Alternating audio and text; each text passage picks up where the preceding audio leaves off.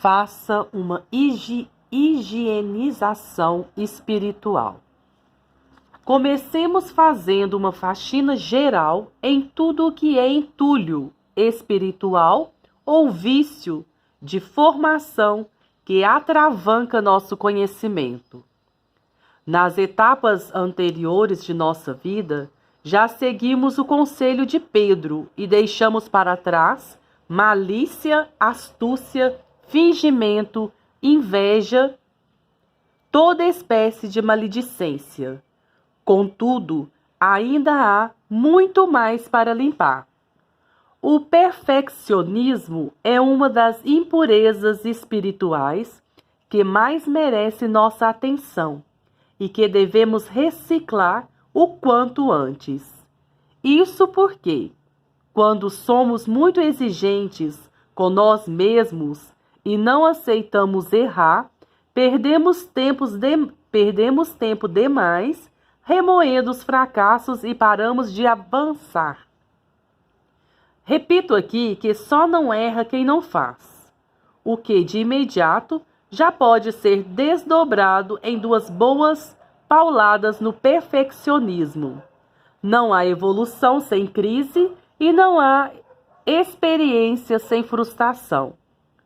O medo de fracassar nos atrapalha tanto quanto a falta de confiança em nossos potenciais, devido à falsa humildade, outro lixo que acumulamos em nosso espírito.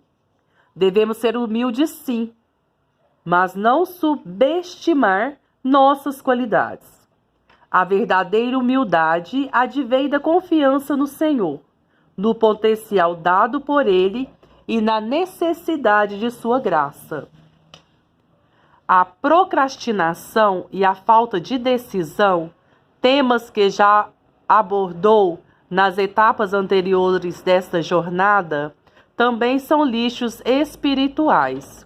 Muitas vezes, uma mulher reluta em se afastar do companheiro, mesmo sendo vítima de violência verbal e física, o que costuma ser confundido com exemplo de fé e perseverança, mas não é. Quando está em curso um comportamento que fere a integridade física e moral de outro ser humano, isso não pode ser tolerado, pois fere gravemente os princípios de Deus. Está, pois, na hora de mudar. Certamente, a Igreja recomenda que se lute pelo matrimônio e se mantenha o pacto assumido, mas a partir do momento em que uma das partes está sendo agredida física e ou psicologicamente, esta deve denunciar o agressor e se distanciar dele, pois todos somos filhos de Deus e, como tais, temos de aprender a nos preservar. Fomos educados a aceitar as coisas como nos disseram que são e a tentar nos convencer de que temos um destino a ser cumprido. Novamente, Padre Reginaldo ressalta que Deus nos fez sem destino além do céu e por isso nos deixou livres para chegarmos à santidade, a partir de decisões deliberadas, embora muitos de nós prefiram justamente o contrário, por medo de decidir. Afinal, não aceitamos perder nada. Queremos tudo, mas sempre que tomamos uma decisão, temos de abrir mão de alguma coisa. Para uma porta que se abre, outra se fecha. E nessas escolhas podemos ser felizes ou infelizes. Há quem recue diante dessa situação. É difícil decidir, mas é preciso.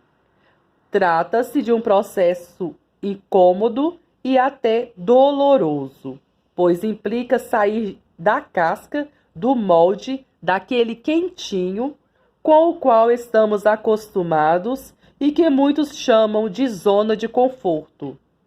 O novo assusta, não é? Mas é fundamental que ele venha para que cheguemos até Deus. É preciso que se renovem pela transformação espiritual da inteligência e se revistam do homem novo, criado segundo Deus na justiça e na santidade que vem da verdade. Nós encontramos esta frase em Efésios, capítulo 4, versículo 23 a 24. O apóstolo Pedro nos comparou a uma criança recém-nascida, e creio que ele poderia estar mais correto, levando em conta nosso nível de conhecimento.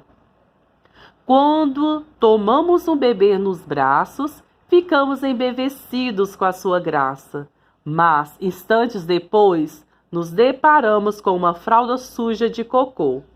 Então, o que fazemos? Vamos alimentá-lo ainda mais ou parar tudo, limpá-lo e vesti-lo novamente com fraldas limpas? Este contexto é muito semelhante ao da necessidade de higiene de que estamos tratando aqui. Queremos crescer, mas estamos com os coeiros sujos.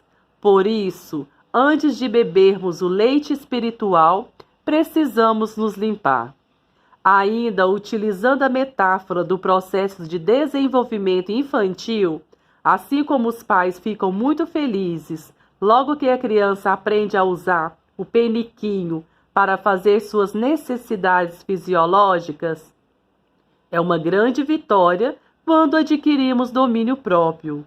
Crescemos, amadurecemos e aprendemos a lidar de forma apropriada com os nossos desejos espirituais.